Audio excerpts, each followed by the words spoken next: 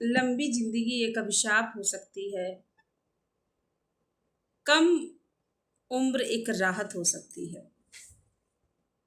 मौत कोई भैंसे पे सवार होकर कोई अद्भुत बूढ़ा आदमी नहीं है। यम धर्म है। अब वो कहने आते हैं कि घर चलो, वक्त हो चुका है। जैसे एक माँ अपने बच्चे को जैसे माँ एक अपने बच्चे को स्कूल से वापस लेने जाती है और बच्चा कहता है कि मुझे अभी खेलना है, तो माँ कहती है नहीं मेरे प्यारे बच्चे, स्कूल बंद हो चुका है, अब घर चलो।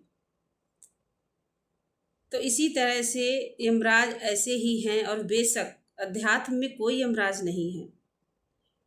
जब हम मरते हैं तो गुरु हमें स्वयं लेने आते हैं। और जब आप कहते हैं कि गुरु मेरे साथ हैं, तो मुझे हर समय उनकी उपस्थिति का एहसास है। और जब आप आते हैं और आप डरते क्यों हैं? जब वे आते हैं तो आप डरते क्यों हैं?